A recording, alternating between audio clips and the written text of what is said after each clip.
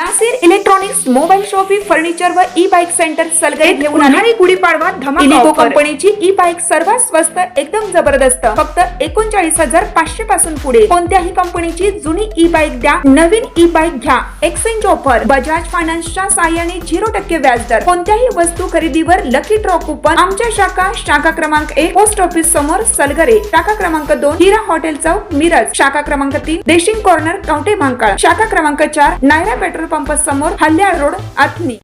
प्रत्येक बातमीतील घटनेच्या वास्तविकतेची तुलना थेट पाहत रहा चांगली अपडेट।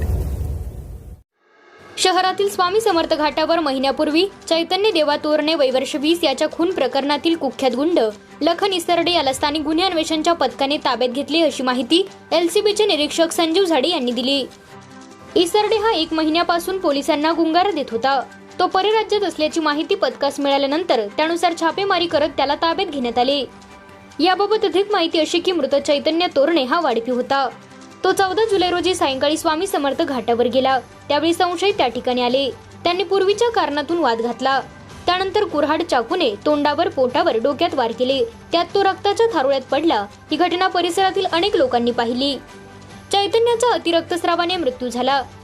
त्यानंतर पोलिसांनी तपासाची चक्र फिरवत राकेश शामराव कांबळे सुनील उर्फ मुक्या निलप्पा संजय गांधी झोपडपट्टी स्वास्तिक वे पुलाच्या मागे भीमनगर सांगली कृष्णा उर्फ Mudakya Kutnappa Kamble Karan Kishore Shinde Mahesh Vijay Natekar New Timber Area Sangli याच्यासह 3 अल्पवयीन मुलांना ताब्यात घेण्यात आले।